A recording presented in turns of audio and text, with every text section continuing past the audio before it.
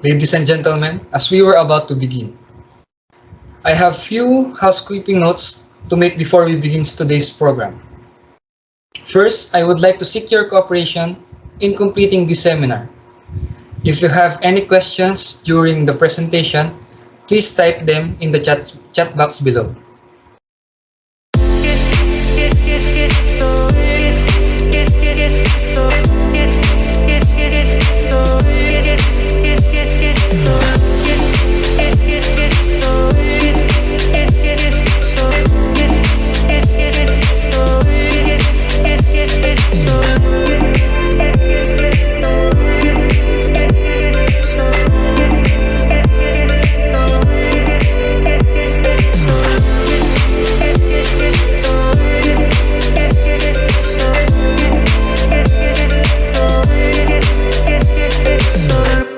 Good day everyone, my name is Denver Jan Diagpawa.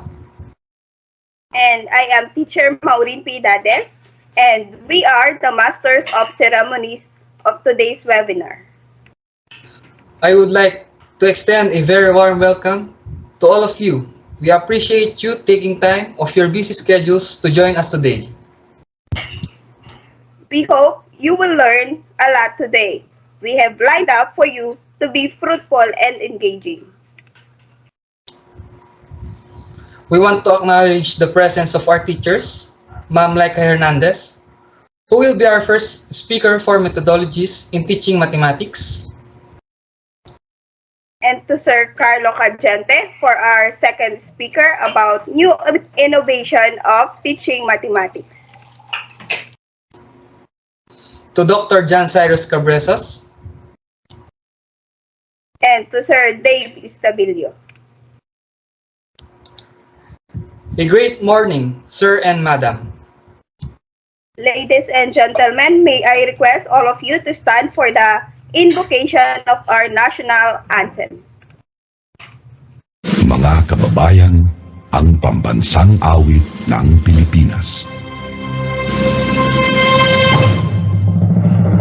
Tayong magiging nagsasiganalan, alam ng puso sa titik mo'y buhay. Upang hinirang, kuyagan ang mahiting, sa manlulupin, di ka pasisigil, sa gagasas tulog sa simoy at sa langit ang pangaw, ay hinatang tulad, awit sa paglayang minamahal, ang isang ang matawad mo'y matumpay na nagtinig, ang bituin at araw niya kailan pa may di matitigil, lumalang araw ng walang pagsinta, buhay langit sa piling ko, ang ibigaya ng pagkay pag-aami, at mamatay ng dahil sa'yo.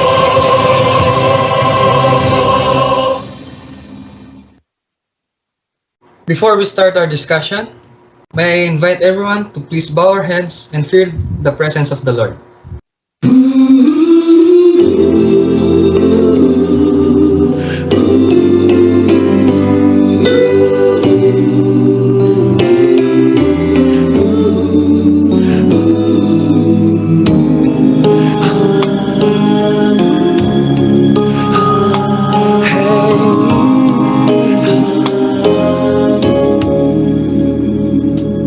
Lead me, Lord, lead me by the hand and help me face the rising sun. Comfort me through all the pain that life may bring. There's no other hope that I can lean upon. Lead me, Lord, lead me all my life.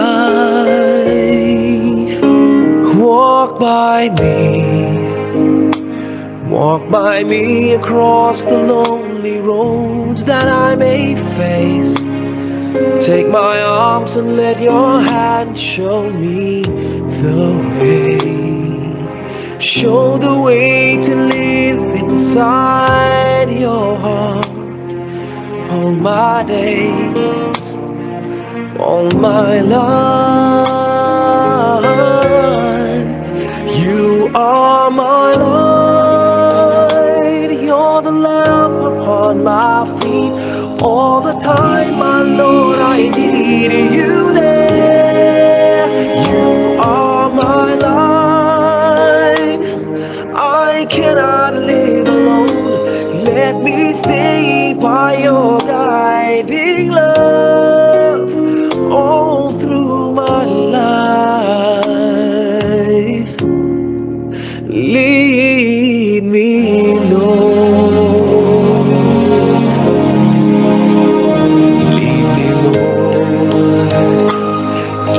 Though at times I'd rather go alone my way.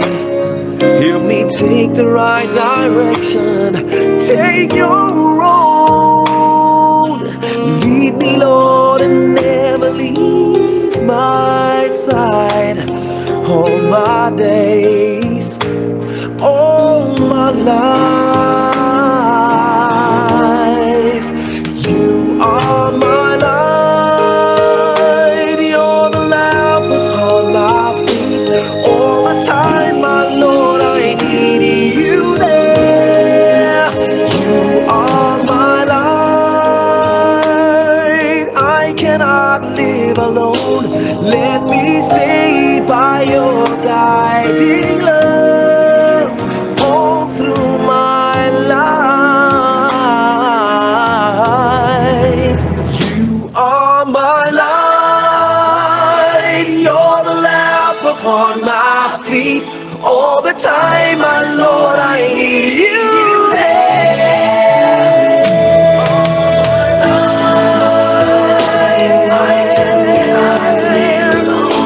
Let me stay by your guiding love all through my life, all through my days. So lead me, oh Lord.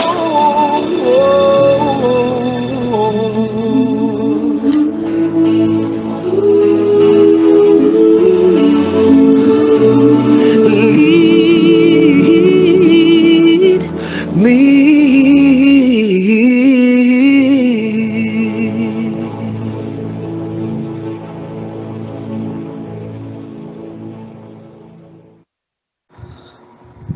Dr. Cyrus Cabezas have prepared some icebreakers so that everyone will enjoy on this webinar, especially those who feel sleepy. Good day, everyone. Let me introduce myself again. I'm John Cyrus P. Cabezas, and before we start our discussion about the innovations in mathematics, first let's have an icebreaker. And since maaga pa, baka inaantok pa kayo dyan, pampagising lang to. For our icebreaker, using the 4 basic math operation, make the equation true. The operation can be used more than once. So for our first item,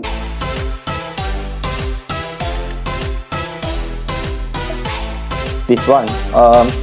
You can type your answer on the comment section below and I'll be checking them. And I'll be giving you 60 seconds to answer each problem. So 6 seconds starts now.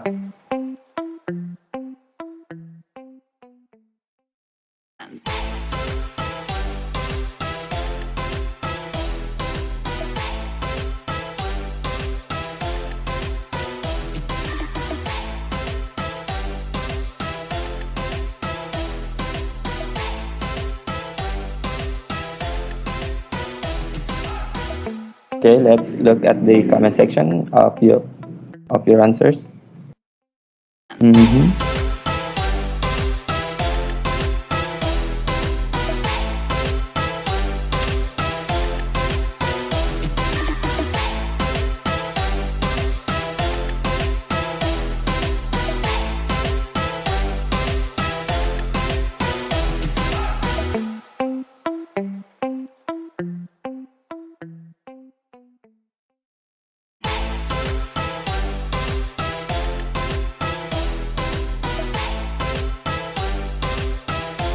And time's up. I'll be choosing one random student to look for his or her answer. And that is Mr. Joshua. That's a very clever way to answer. And it's also true. So for the next question,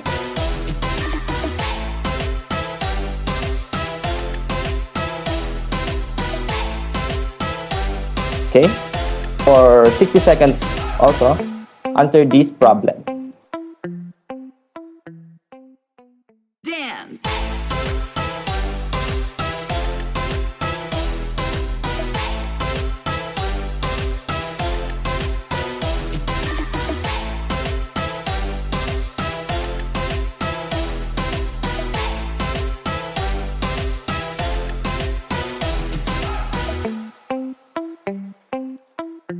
Okay, let's look the comment section if you for your answers.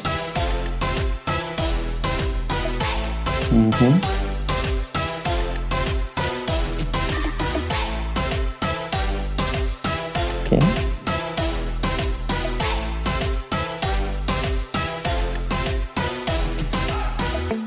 And 2, 1. time's up. So now we will random student. It's Jane. Okay, Jane, your answer is correct. Very good. And for our next problem,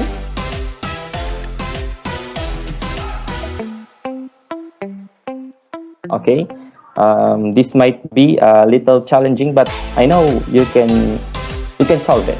I'll be giving you 60 seconds again. Timer start now.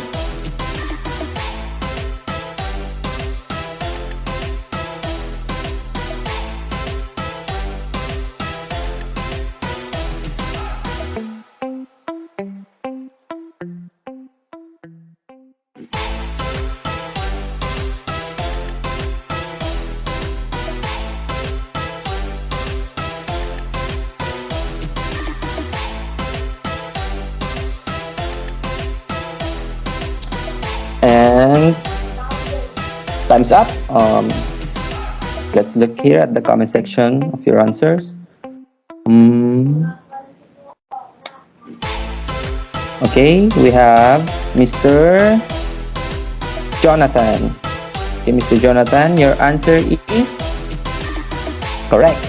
That's a very good one. That's a very clever way to do it. For our next problem, yes, try this one, and I'll be giving you again 60 seconds to answer it, and the timer starts now.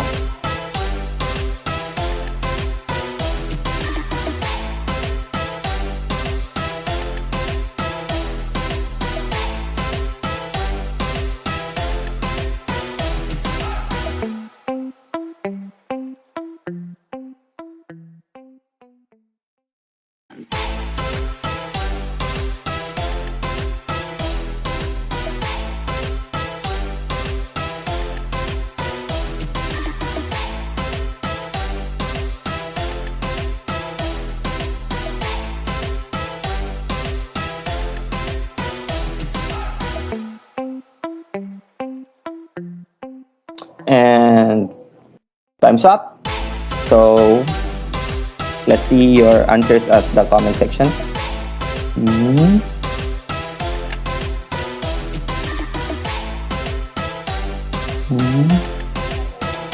We have Miss Kyla. Okay, Miss Kyla, your answer is, it's true. Your answer is correct. You did a good job inserting different equations. I mean different symbols to make the equation true. That's very clever. Okay, for the last one.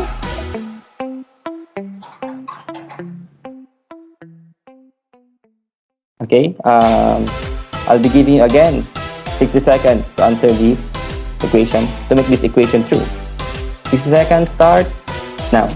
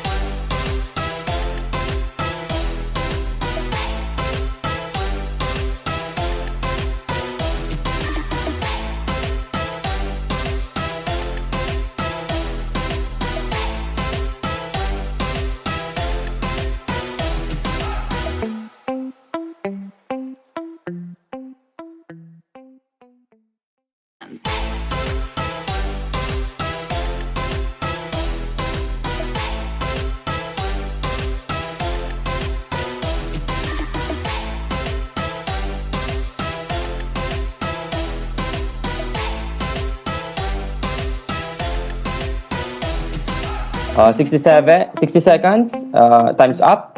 And our comment section is so active. Wow. Let's choose one answer, and that's Mr. John. Okay, Mr. John, your answer is correct. Wow, there's maraming matatalino ngayon sa comment section natin, ah. That's very good. Dance. And that is our last problem. Did you enjoy answering our icebreaker? Hindi ko na ito papahabain. And thank you, everyone. MC, you can now take over. Thank you. Now, without further ado, we will turn the time over to our first presenter for today. So now let's welcome Ma'am Laika Hernandez, teacher from Bachelor of Secondary Education, major in Mathematics, to discuss about methodologies in teaching mathematics. Thank you, Ms. Maureen, for your warm welcome. And thank you also for this opportunity that you gave to me to be a speaker on this webinar. To start my discussion, I will be giving you a brief introduction about my topic. So the biggest challenge for any mathematics teacher is capturing each student's attention and conveying ideas effectively enough to create a lasting impression. As a mathematics teacher, I can say that making our math classes more fun is the biggest challenge for me to face out, especially during my first day of teaching, because some of my students that I have encountered before hate math and they have an anxiety on it. I know that it is very challenging to teach not only for me but also to my co-teacher and para din sa inyo as a future mathematics teacher someday. Now, in my two years of teaching, I've learned a lot on how to make my class more fun.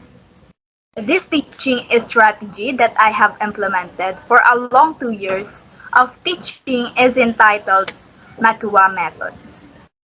So next slide.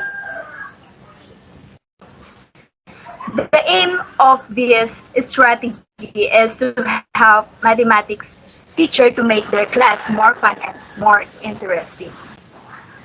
I can say that it is very effective because I already see the result of this to my classroom experience that is much more lovable to my students. Now, how we can implement this method to our class? So, I implement this method using 7 ways. These are, first is creative teaching. I use some tools that help me to stimulate the creativity of my students. This includes games or forms of visual exercises that will help my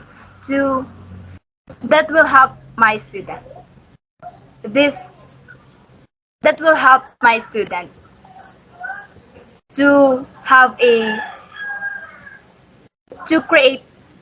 to capture their interest.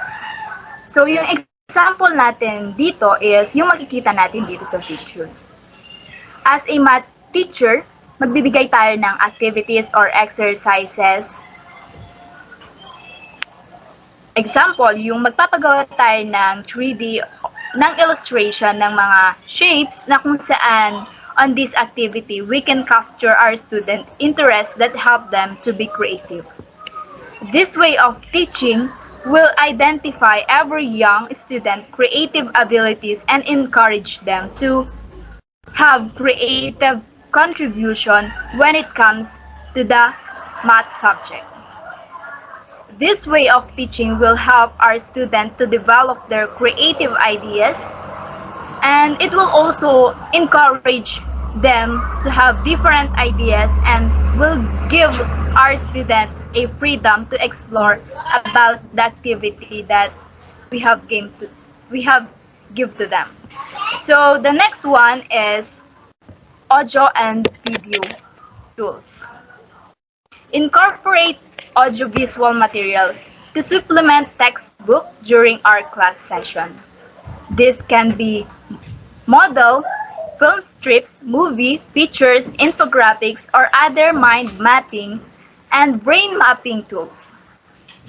Such tools that will help our student imagination thrive and grow. This method will not only develop their ability to listen but also help them to understand some math concept better. For example, you can get some oral materials and conduct live online discussion or playback recording of public lectures. So the next one is brainstorm. We know that math subject requires a critical thinking to understand mathematics concept. So if we make time to brainstorming session in our class, we could help our students to improve their critical thinking skill. If we give some session to the student for them to brainstorm, we can also help them to develop their social skill. We know that when we have multiple brains, focusing on one single ideas, we are sure to get numerous idea and will also involve everyone into the discussion and become our class more interactive and more interesting. May mga student kasi na nahihiya na mag-recite or sumagot. Baka sabihin kasi nila na mali yung sagot nila. So, this session will be great platform for the student to voice out their ideas and thoughts without having a worry about right or wrong. So next is classes outside the classroom. Some lessons are best learned when they are taught outside of the classroom. Organize field trips that are relevant to the lesson or just simply take our student for a walk outside the classroom. May mga times kasi na nakaka-boring mag-aral if same lang lagi yung nakikita mo inside the classroom, di ba? So this way will help the student para ma-refresh sila and magkaroon tayo ng exciting na class. And sometimes, yung pag-class outside kasi is also needed talaga. Halimbawa, pag may activity tayo na kahit about sa math, matutulungan pa rin natin silang mag-enjoy sa pag-aaral. So, if we could apply this way of teaching without taking effort, we can help our student to learn and remember what we're going to teach to them. So, next one is role play. Teaching through role playing is a great way to make children step out of their comfort zone and also develop their interpersonal skills. And do you think applicable kaya yung role play sa pagtuturo ng math? Yes, of course. This method, when it comes in handy, especially when we are teaching history of mathematics. So the role-playing approach will help a student to understand how the academic materials will be relevant to his everyday tasks. Role-playing is more effective for a student of almost any age of group. We just need to customize depending on the age group. We can evenly use this method of teaching to the preschool or sa mga high school or college because this can help us to make our class more interesting and interactive. So the next one is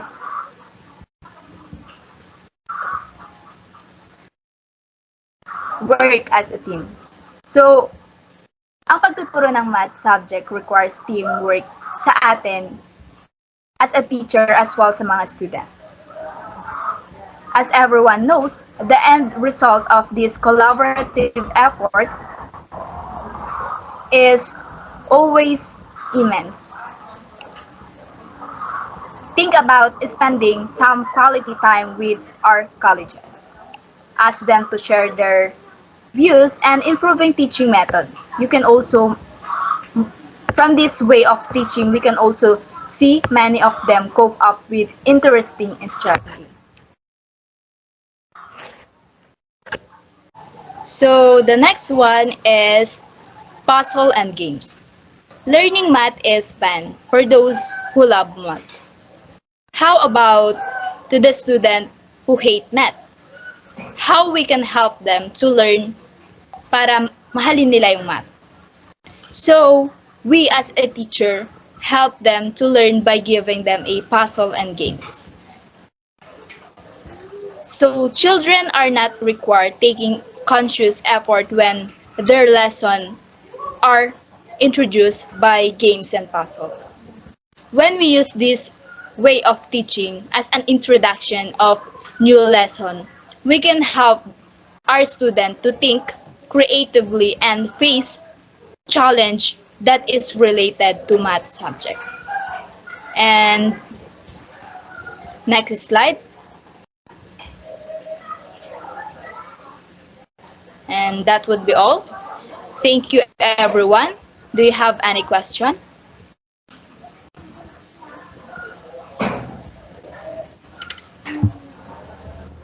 So thank you, Ma'am Hernandez, for a great discussion.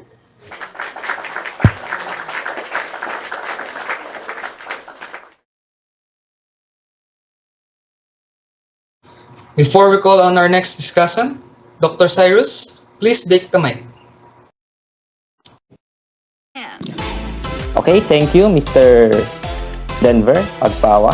And I'm here again to give you another icebreaker kasi nararamdaman ko parang medyo naboboard na kayo eh. Parang wala na kayo sa focus. Ngayon, bibigay ulit tayo ng ibang game para naman mabuhayan ulit kayo. Para matuloy-tuloy itong discussion natin. Icebreaker muna. And for the instruction, guess the word for each number. So, alam ko, gusto niyo to. Same rules, bibigyan ko kayo ulit ng 60 seconds para sumagot. Then, pipili tayo sa comment section ng sagot. Then, i-identify natin kung tama. Okay? Let's go. First item. Ano kaya yan? I'll be giving you 60 seconds to start. So the timer starts now.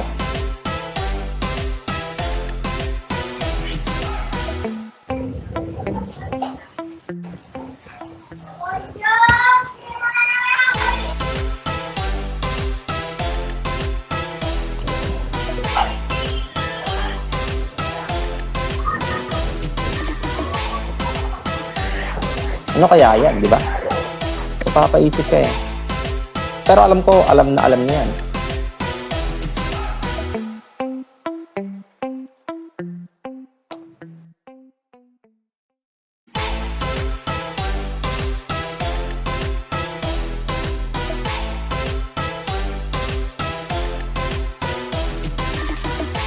Then, timer stops. Okay. Tingin tayo sa comment section. Tamang sagot. And we have Mr. Arcel. Okay. Ang sagot niya ay adjacent. Okay, that's correct. Talino ha, ang witty. Then next, we have Uy! Teka lang. I'll be giving you 60 seconds again to answer this question.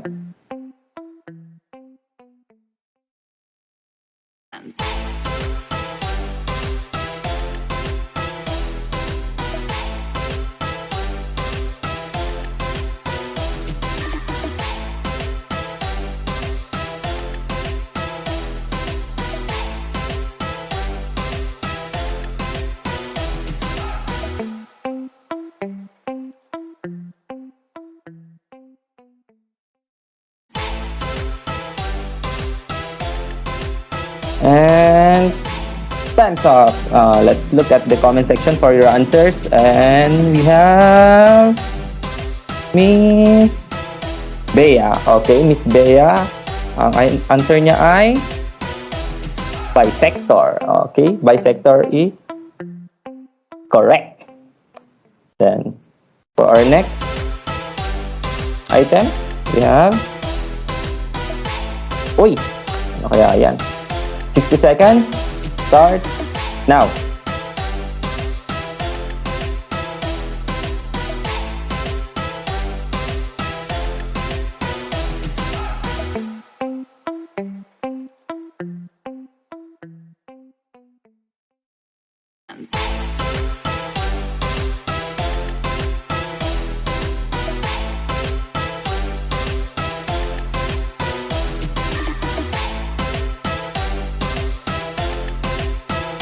And time's up.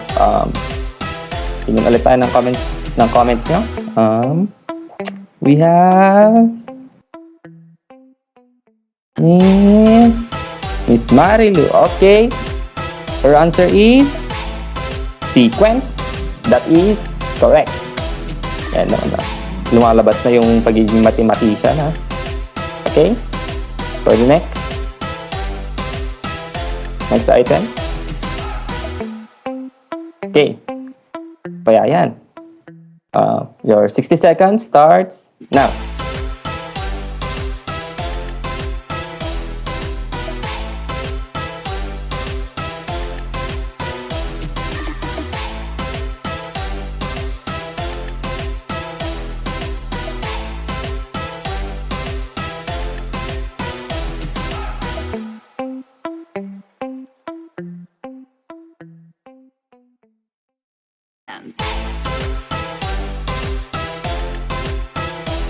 And time's up. Then let's look at our comment section for your answers. And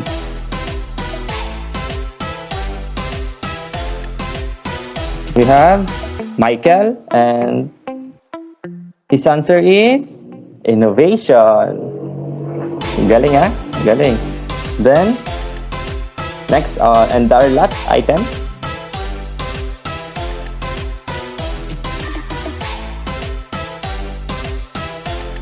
I'll be giving you 60 seconds to answer this. Timer starts now.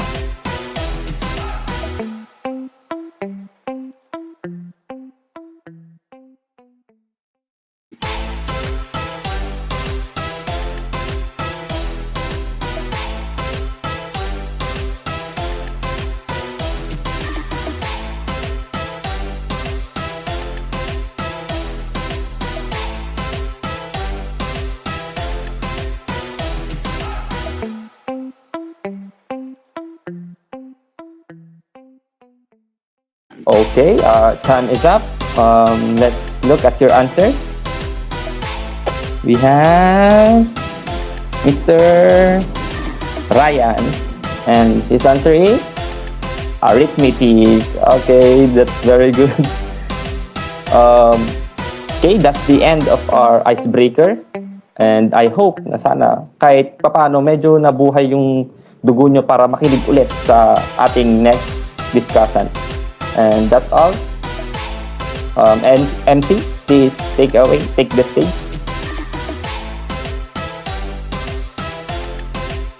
So thank you, Dr. Cabreses. Our next discussant is Mr. Carlo Cagente. He will be discussing about new innovation of teaching mathematics. So let us welcome him. Thank you, Ms. Florin. Good day, everyone, and thank you for inviting me on this video conference here at Tarlac State University College of Teacher Education as one of your discussants. I'm here to present my topic, which is entitled Making Mathematics Beautiful and Meaningful. It is tackled about to bring back the excitement, fun, and especially assessment on teaching mathematics. Ngayon na nawawala na. In this discussion, I present the two agendas to be elaborated later on. The first one is issue in teaching mathematics. What was the issue that everyone and as a teacher encounter in teaching mathematics? The second one is the strategies and innovation. What are the new innovation and what are the new strategies that teacher may use in order to make mathematics beautiful and meaningful? So many students disengage from learning mathematics. But why? Because they really not appreciate mathematics at all. Hindi na lang nila na-appreciate yung kahalagaan ng mathematics in our daily lives. Pero nagagamit naman nila in reality, but they think na hindi naman magagamit yan eh. Ganun na lang sinasabi nila. And one of the example is, nililimitahan na rin nila yung sarili nila. For example na lang po, pag nakakita sila ng numbers, shapes, symbols, di ko kaya yan. Mas lalo pag may variables, di ba? Mas mahirap na yun. Mas mahirap na sa kanila tukuyin kung madali lang ba yung mathematics kasi in their own, nahihirapan na sila. Kaya mahirap ituro sa isang student na nahihirapan sa mathematics at hate na hate ang mathematics. And this is my topic, the innovation, the new innovation on how we teach mathematics to the student who walang interest na student or kaya hate na hate ang mathematics na mga estudyante. Mathematics and they did not interest in mathematics at all. Math demands creativity, collaboration, and discussion. More than memorization, drills, and just hurrying to get the right answer. Lahat naman tayo aware naman that mathematics demands creativity. It is the product of our imagination. Mathematics demands collaboration. The teamwork, the brainstorming, and the group work. And math demands discussion. Math demands discussion dahil we as a teacher and we as their trainer in mathematics, nagiging masama ang mathematics or nagiging hate nila ang mathematics dahil dun sa strategy ng teacher. But in this topic, we discuss about on how we deal the student who hate mathematics at all. Hindi lang basta-basta nagbigay ka ng multiplication table, i-recite nila and memorize nila. Hindi lang basta magbibigay ka ng drills, nasaan yung assessment? Hindi lang basta nagbibigay ka ng isang drills or kaya isang quiz. Pero masasagutan nga nila pero wala namang assessment, di ba? Then the conventional approach. Mathematics are focusing on a problem, and many more problems, and we connect it to the real world. So, mathematics is a shape, a number, a variables, a fraction, and many more problems we encounter. The conventional approach gave mathematics more interesting, make fun, and excitement. But now, dito po mapasok yung new framework na calculus yan. Paano ko may relate yan sa totoong buhay? Hindi ko naman magagamit yan. Possibly, pero nagagamit natin, hindi lang natin namamalayan or hindi lang natin siya na-appreciate in true life. Paano yung algebra, number theory, and probability? Hindi naman connected sa buhay ko yan eh. Hindi ko naman magagamit yan at all. And paano ko kaya magagamit yan yung calculus nga, nahihirapan ako, tapos magkagamitin ka pa sa in real life world. But the calculus, the number theory, the probability, the statistic, algebra, or any strands or any branch of mathematics, nagagamit natin yan in real life situation.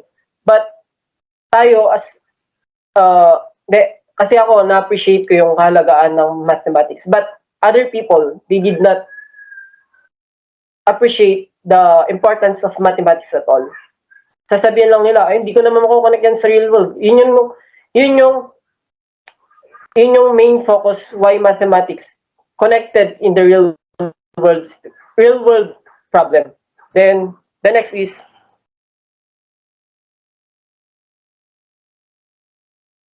making mathematics beautiful and meaningful. But how?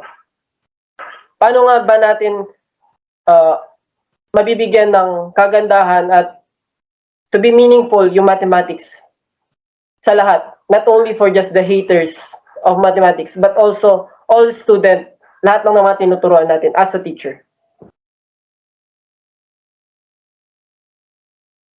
The next one is the how do I make math more exciting? Paano ba natin magagawa na yung math is more exciting sa student? The first is math interesting, engaging, fun, but yet effective at all. Effective sa lahat ng student. Then, dito pumapasok yung theory ni John Piaget na theory of cognitive development, especially in the formal operational stage, that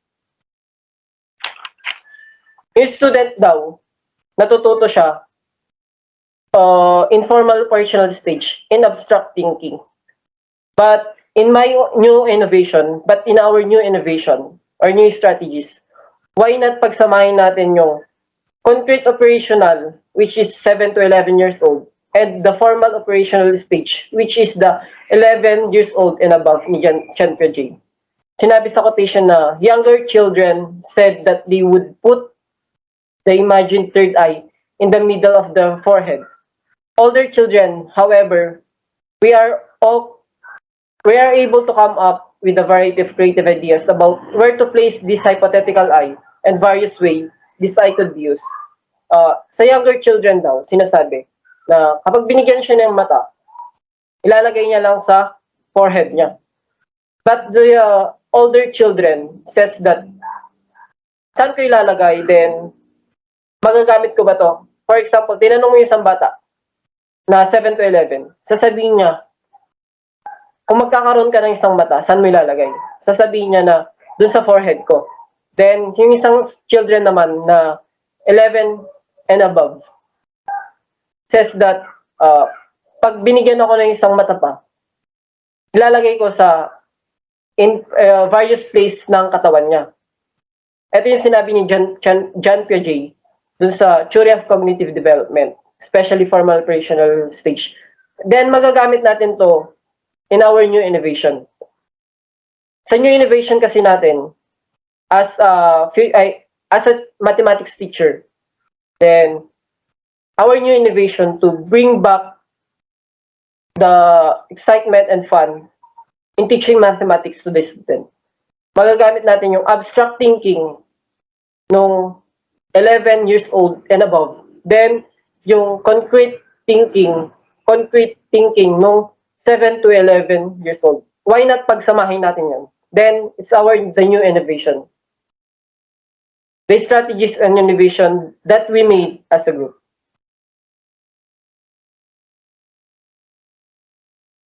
Which is called the Math Railway. Alam niyo yung realize ng trend? It's called the Math Railway. Instead of railway or relays, we derive it from the railway because we connect it to the real life situation of the student. Kasi nga, di ba, yung isang student, naboboring na siya dun sa four-sided or four corners of the room. Taking the exam, taking the quiz, taking the discussion, and that all.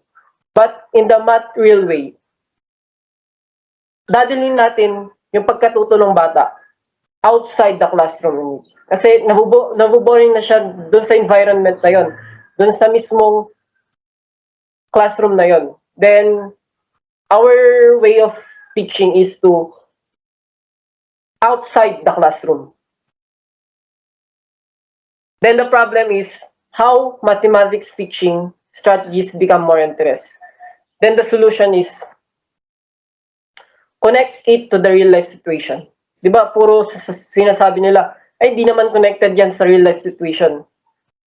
Then, why not i-connect natin yung mathematics strategies, mathematics teaching strategies in real life situation? Then, the second solution is making mathematics beautiful and meaningful. Dito na pumapasok yung mechanics ng ating gagawing strategies and innovation. Math real way mechanics. Student will make a group consist of 5 members. It's a collaborative group or collaborative work where the student create a group which consists of 5 members. Then the second one is every station will answer the following real life world problem. Collaboration is a must. Every station will be answered 5 minutes and it consists of 10 points every station. Then 5 station will be answered and the group that have a high score will win the game. Pwede as a teacher, bigyan natin ng prize yung winning game or consolation prize sa mga natalo to para ma-inspire sila or ma-motivate na ay kapag nanalo kami or kapag nanalo kami, mabibigyan kami ng premyo. Doon ma-motivate yung isang student para magkaroon siya ng learnings through mathematics. Then, the next one is just like a pyramid or hierarchy of needs. Nakikita niyo yung hierarchy of needs. Yun sa triangle na yan. It's just like a relay. Relay na kung saan yung trend is nasa dulo, then papupunta siya sa first stage. Ito yung parang hierarchy of needs na yung pinaka-top is siya yung pinaka-mahirap abutin. But in this scenario, yung pinaka-bottom, para makamit mo yung isang goal mo, yung pinaka-bottom, yun yung parang station siya ng trend na hindi ka mo muna makakapunta sa isang stage only if hindi ka makakapunta sa isang station pa. Then, the yellow triangle is the fun and excitement.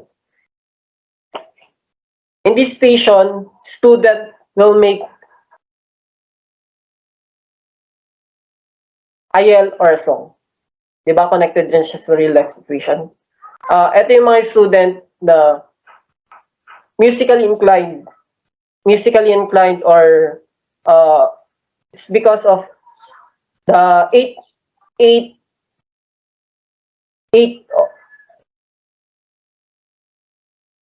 ito yung theory ni Howard Gardner na 8 multiple intelligence na fun and excitement.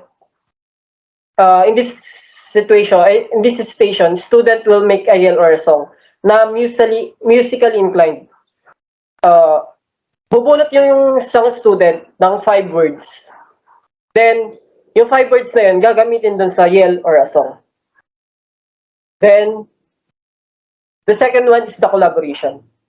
Teamwork to answer math tasks.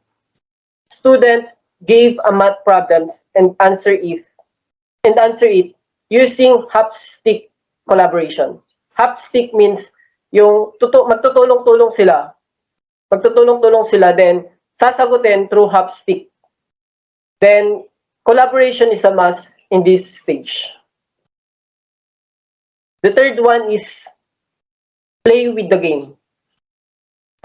As a teacher, we gave a games like Tower of Hanoi or Rubik's Cube.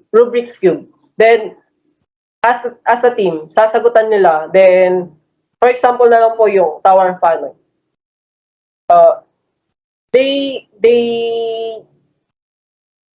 They did determine the nth term formula for a disk. Or kunyari, 3 disks, 4 disks, 5 disks. To play with the games as a team. Then the next one is the skills test. Ito yung logical test na kung saan skills or slash test. Ito yung logical test na tayo as a teacher, gagawa tayo ng logical question For example po, gagawa po tayo ng rectangle lahat, as in rectangle lahat. But the instruction, do not step in a square. Yung sasabihin po ng student na yon is, hindi siya apak doon sa square, but all of the side, all of the shape in that station is also a rectangle.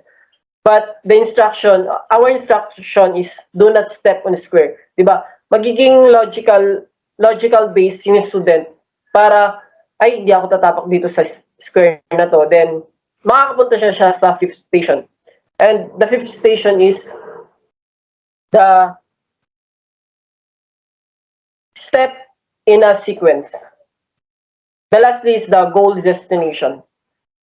Using arithmetic and geometric sequence para makapunta sila sa destination.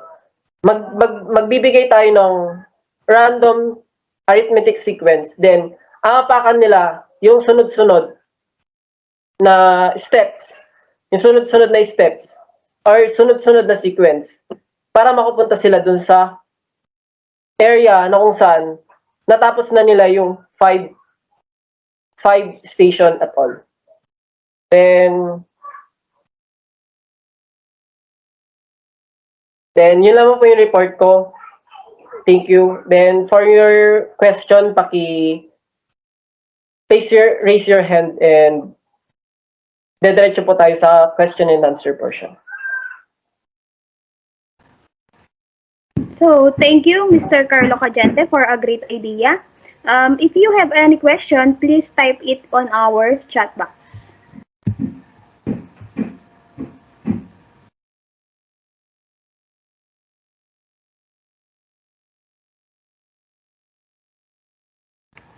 So, Sir Dave Istabilio has a question.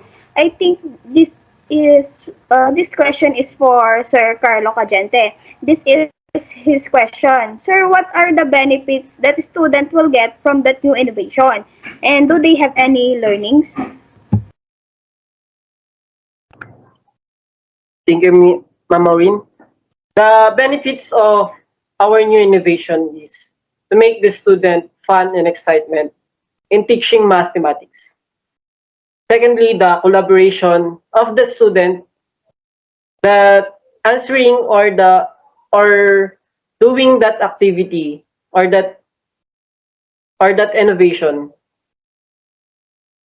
Lastly is the logical test. Logical test they do is that they think critically, or critical thinking occurs in that presentation or that activity. And the learnings that the student gain is that hindi lang basta-basta dun sa classroom or dun sa classroom environment na ano yung assessment na ano yung assessment ng isang bata, yung pagkatuto ng isang bata, but also the learnings that gain in the environment dun sa labas, outside the classroom at all. Yun lamang po, thank you.